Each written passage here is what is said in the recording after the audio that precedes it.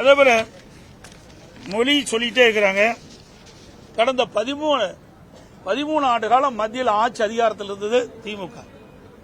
இந்த கல்வி பொதுப்பட்டியல் இருந்தது, அதை மாநில பட்டியலுக்கு அதை மாற்றிருக்கலாம்.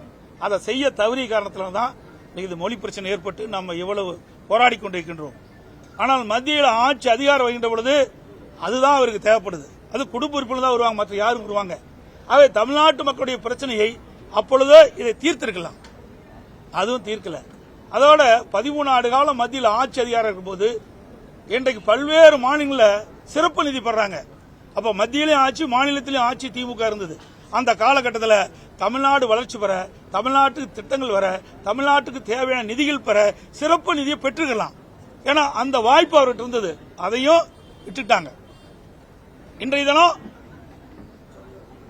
நாடாளுமன்ற தொகுதி மறுசீரமைப்பை பற்றி பேசிட்டு இருக்கிறாங்க.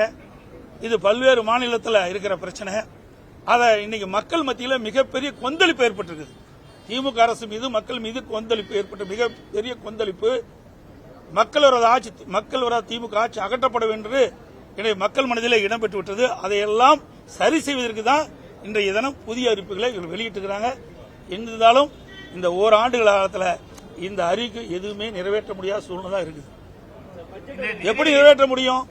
4 ஆண்டு காலம் எதுவுமே அறிவிக்கல. இப்ப 2026 தேர்தலை முன்னிட்டு புதிய அறிவிப்புகளை வெளியிட்டு மக்களை சமாதானப்படுத்தி வாக்குகளை பெறுவதற்காக இந்த அறிவிப்பு